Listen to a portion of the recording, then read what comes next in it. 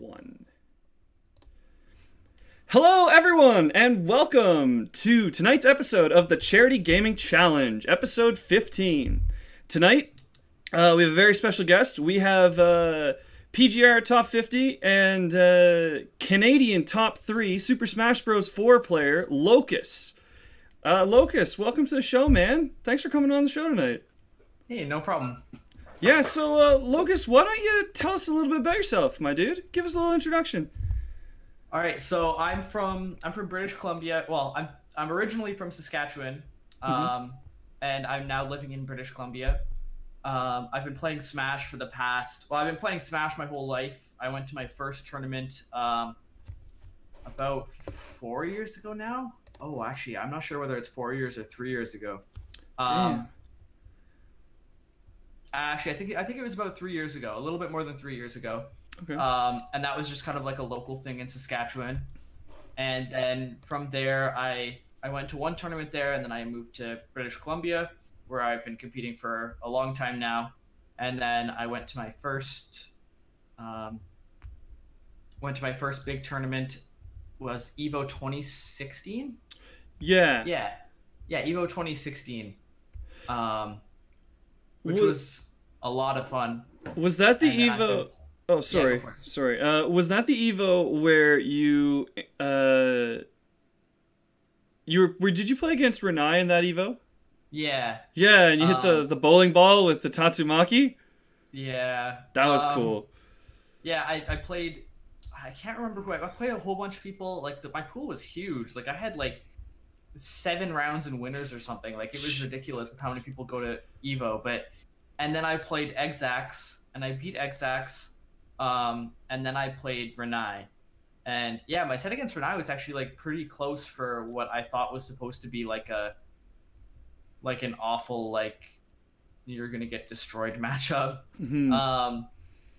And then I lost to I think I had one more round in losers, but I can't remember who. And then I lost to Logic, from MDVA, which was super close last hit game 3. Mm-hmm. Yeah, it was a lot of fun though. Yeah, no, I remember everybody in the Ryu Discord that summer was talking about it because a bunch of us had been watching. It was pretty hype, man. It was pretty hype. So, okay, so your first big tournament was Evo. That's a real doozy for a big tournament because not only was that your first big one, but that was the biggest tournament ever, right? Like, yeah, Evo I think that one was. Yeah, Evo 2016 was, like, I think the biggest Evo ever, and I think Evo has been the biggest Smash tournament ever. I think it was the biggest tournament ever. Yeah, I think so. I'm just quickly looking it up here, but yeah, I think it was something like 2.7 thousand for. Yeah. Yeah, it was pushing 3,000 people.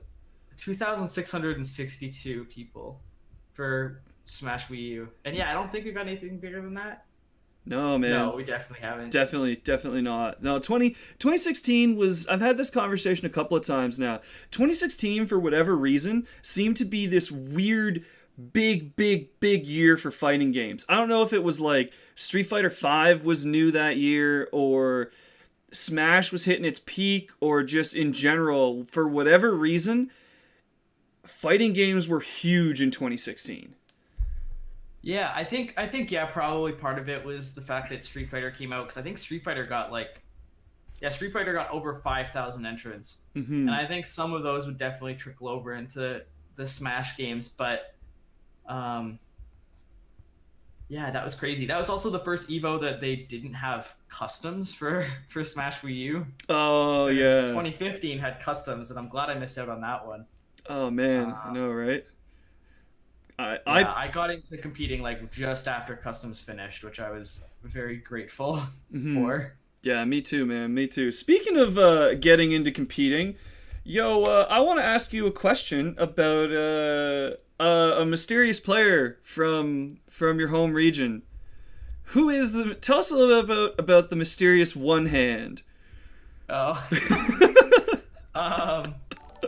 So I've been playing one-handed for a very, very long time. Back when I used to play Melee, just like when Melee had just come out, I'd play it, and the only person at my house that I'd have to actually play it with was my sister, Mhm. and she'd play it with me for a little bit, and then I started getting like decent at the game. Obviously, when I say decent, I don't mean like I was wave dashing around and stuff. I was a kid, I had no idea what any of this was, Mhm. but I was getting better than my sister, and she was like, okay, I don't really want to play anymore. So I was like, here, I'll play with one hand. And for a while, that was like awful. Like I was garbage. Like I couldn't do anything. Um, but then it got to the point where I could like consistently like play pretty decently with one hand. And then she stopped playing with me again. Um, so I mean, it served its purpose for a little bit, but I've continued just to like kind of like play and practice with it.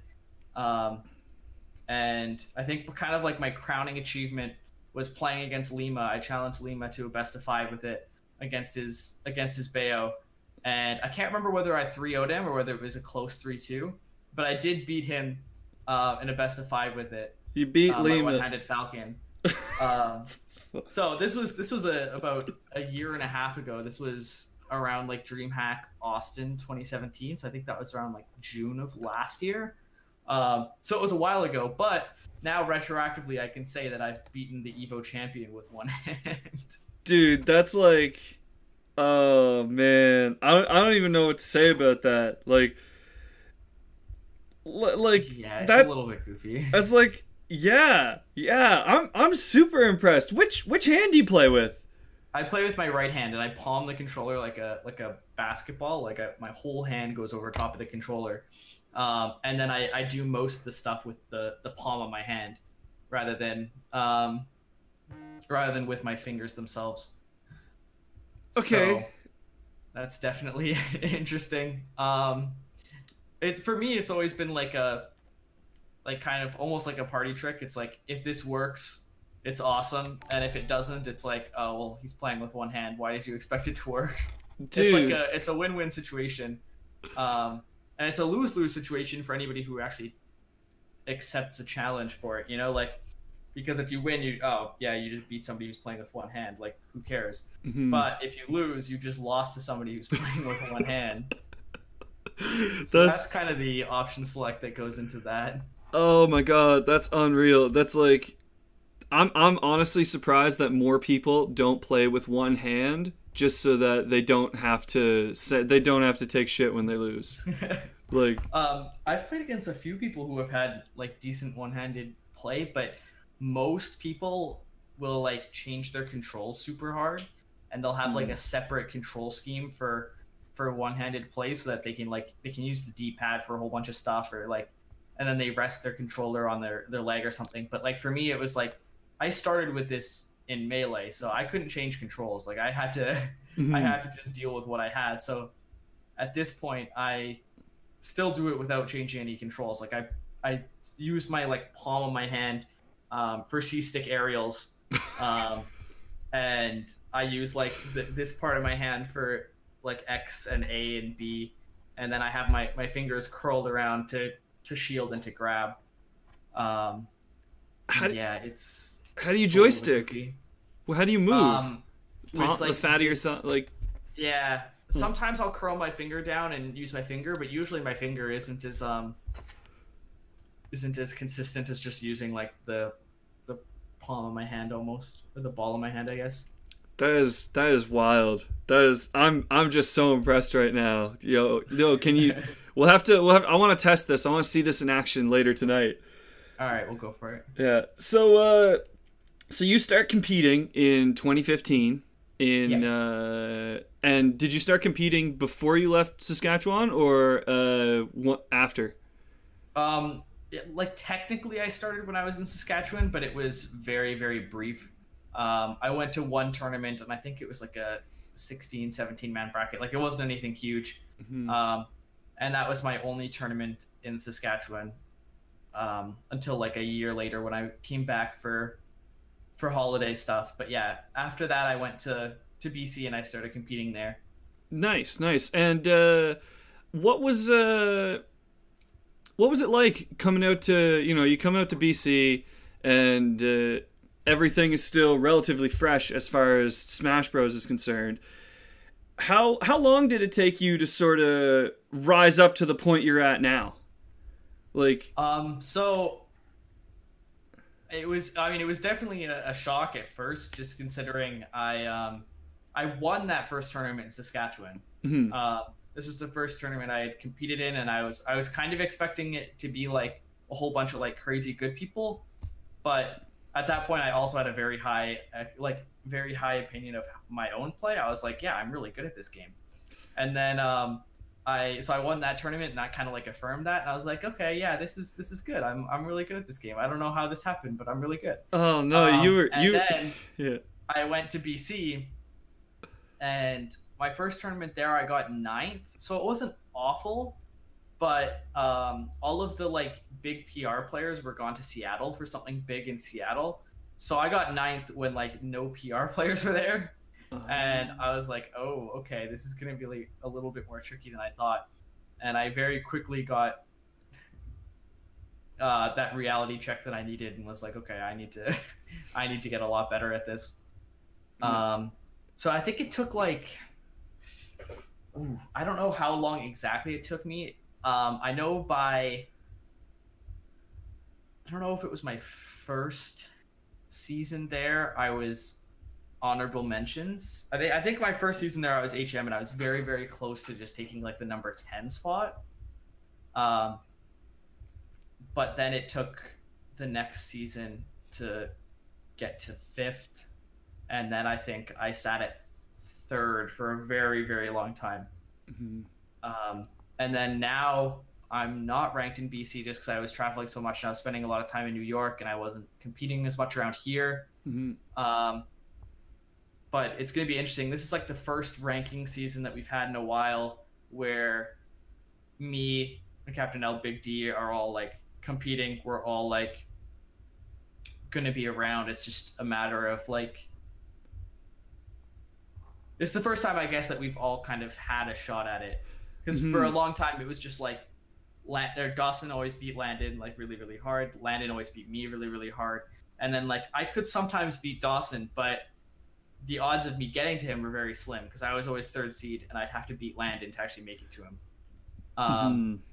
and now we kind of have a situation where like I can sometimes beat Landon, Landon can sometimes beat me, Landon can sometimes beat Dawson, Dawson can sometimes beat me. So it's kind of like, and we only have a couple more events left in the season, which is like the big one's going to be Port Priority, Mhm. which is going to be in Seattle, and there'll be a lot of really good players coming to that. So Is that's going to kind of settle things, I think. Yeah, yeah, especially because this is like the last kick at the can for Smash Four, right? I assume. Yeah, I don't know about you guys, but out on the East Coast, it seems like we're all switching over to Ultimate as soon as it drops. Is that the same out in BC? yeah, no, we're definitely going to be switching as soon as it drops. We already have plans for like events that are going to be happening like days after release. Um, as well as like I'm not exactly sure where I'm gonna be when Ultimate drops, whether I'm gonna be here or whether I'm gonna be in New York. Hmm. Um, but either way, I know there's gonna be a lot of people playing it and a lot of competition, and hopefully the online netcode is a little bit better than the Wii U's. Dude, I know, Um, right? Like if net play for Ultimate is really good, honestly, I could see a lot of people getting really good at Ultimate. yeah, and also just like online tournaments being more of a thing, Hmm. because online tournaments for a while were like a pretty big thing for Smash 4 until people got fed up with connection, and the past couple of years they've kind of died out. Yeah, man. Um, Maybe we'll get some more keys to the PG house.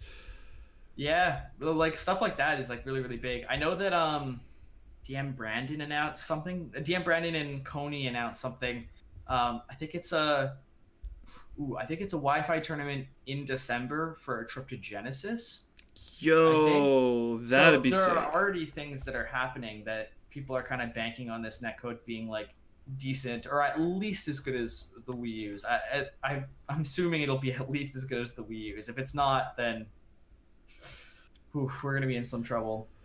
But yeah, and I think they've banned. They have a whole list of top players that can't enter, Hmm. and then it's US only just for connection purposes. Okay, that makes Um, sense. Which, yeah, it's unfortunate for anybody who's listening from Canada, but Yeah. it's cool that stuff like that is going to be happening at the very least. Yeah.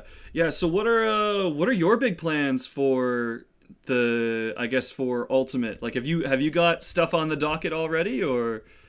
Yeah, so definitely going to be going to Dome Park on the Grass, which is going to be like the first big Ultimate event. I don't know how many people are really going to go, but I know Dome Park on the Grass for Smash Wii U is pretty big in the past couple of years, and I imagine it's only going to be bigger now that they're not. Or I don't even know if they're having Wii U anymore, or whether they're just having Ultimate. I'm actually going to look it up right now. Yeah, that's a good question. Because I know it was originally planned to be a Smash Wii U event, and then of course Ultimate was announced. Um, yeah, it doesn't look like they're even having Smash 4. So yeah, they're having Smash 64 and they're having like Rivals, but they're not having Smash 4, which is 100% reasonable. Oh yeah, so I guess people who are going to that, ESAM and MVD are both going to that. Conga, and then it'll be the people from around Seattle and around BC. But I'm sure some of the Utah guys will come up too. I think Best Ness will probably be coming up for that, as well as a couple other people. Yeah, it's going to be a really, really good event. Yeah, man, I'm looking forward to it. I know I personally won't be able to attend, being on the other side of the being on the other side of the world, but I'll definitely be looking forward to watching. Yeah. So don't park on the grass, and then you gonna try and make it out to Genesis or Frostbite or any of those early tournaments, or? Yeah, I'm gonna be trying to make it to all of that, which I'm pretty sure I'll be able to make it to all of that. I'm not 100% sure yet, but yeah, the hope is being able to go to Genesis, being able to go to Frostbite. I don't know of anything else big at the start of Ultimate, but it sounds like there's going to be kind of like one really, really big event that a lot of people will be going to at the start of each month. Or not at the start of each month, but for each month. So yeah, Dome Park for December, Genesis for January. Frostbite for February. And then I don't know what usually happens in March. Usually, like, anything big that's happened in March in the past couple of years, like they had Civil War, but that's not something that's like annual. No. And then they've had Midwest Mayhem at the start. Oh, Genesis is February this year? Oh, I didn't even know that. Yeah. Genesis is February this year. I think what they're doing is they're having it a little bit later, just to, my assumption, knowing nothing, is that they're having it later so that they can get more time with Ultimate, so that they can get a better handle on what the rule set should be at the tournament. Because